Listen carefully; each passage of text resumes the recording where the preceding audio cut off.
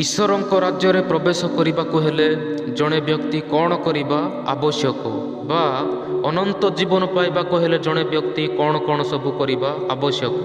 ଯଦି ଜଣେ ବ୍ୟକ୍ତି ଏହି 5ଗୋଟି ବିଷୟକୁ କରିଛି ବା କରୁଅଛି ତେବେ ସେ ନିଶ୍ଚିନ୍ତ ପରିତ୍ରାଣ ପାଇବ ବା ଅନନ୍ତ ଜୀବନ ପାଇବ। କ'ଣ କ'ଣ ସେହି 5ଗୋଟି ବିଷୟ?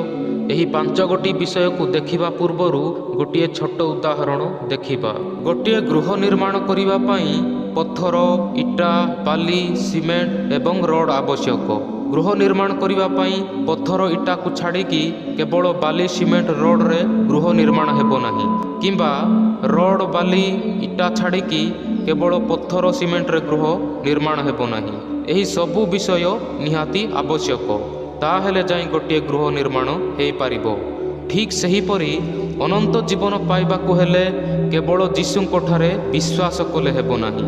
ଗୃହ ନିର୍ମାଣ କରିବା ପାଇଁ ଯେପରି ଏହି କେତେ ବିଷୟ, କେତୋଟି ଜିନିଷ ଆବଶ୍ୟକ ଅଛି, ଠିକ୍ ସେହିପରି ଅନନ୍ତ ଜୀବନ ପାଇବାକୁ ମଧ୍ୟ ଏହି 5ଗୋଟି ବିଷୟ ଆବଶ୍ୟକ। ସେହି 5ଗୋଟି ବିଷୟ ଦେଖିବା। ନମ୍ବର 1, ଯିଏ ତାହାଙ୍କଠାରେ ବିଶ୍ୱାସ କରେ ସିଏ ପରିତ୍ରାଣ ପାଇବ। ଜହନ 3:16 ଲେଖା ହେଉଛି, ଯିଏ ତାହାଙ୍କଠାରେ ବିଶ୍ୱାସ କରେ ସେ ବିନଷ୍ଟ ନ ହୋଇ ଅନନ୍ତ ଜୀବନ ପ୍ରାପ୍ତ ହୁଏ। କ'ଣ ବୋଲି ବିଶ୍ୱାସ କରିବ? ଯୀଶୁଙ୍କୁ ଈଶ୍ୱର ମୃତ୍ୟୁରୁ ଉଠାଇ ଅଛନ୍ତି ବୋଲି ଯଦି ହୃଦୟରେ ବିଶ୍ୱାସ କରିବ ତେବେ ସେ ପରିତ୍ରାଣ ପାଇବ। ନମ୍ବର 2, ଯେ କେହି ପ୍ରଭୁଙ୍କ ନାମରେ ପ୍ରାର୍ଥନା କରେ ସିଏ ପରିତ୍ରାଣ ପାଇବ। ରୋମିଓ 10:13 ଲେଖା ଅଛି, କାରଣ ଯେ କେହି ପ୍ରଭୁଙ୍କ ନାମ ଧରି ପ୍ରାର୍ଥନା କରିବ ସେ ପରିତ୍ରାଣ ପ୍ରାପ୍ତ ହେବ। ନମ୍ବର 3, ଯେଉଁମାନେ ବାପ୍ତିସ୍ମ ବା ଡୁବନ ନିଅନ୍ତି ସେମାନେ ପରିତ୍ରାଣ ପାଇବେ। ମାର୍କ 16:16 ଲେଖା ହେଉଛି, ଯେ ବିଶ୍ୱାସ କରି ବାପ୍ତିଜିତ ହୁଏ ସେ ପରିତ୍ରାଣ ପାଇବ, କିନ୍ତୁ ଯେ ଅବିଶ୍ୱାସ କରେ ସେ ଦଣ୍ଡାଜ୍ଞା ପାଇବ।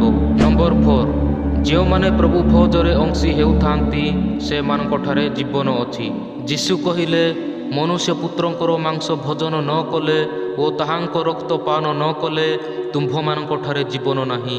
ଯେ ମୋହର ମାଂସ ଭୋଜନ କରେ ଓ ମୋହର ରକ୍ତ ପାନ କରେ ସେ ଅନନ୍ତ ଜୀବନ ପ୍ରାପ୍ତ ହୁଏ, ଆଉ ମୁଁ ଶେଷ ଦିନରେ ତାହାକୁ ଉତ୍ଥାପନ କରିବି।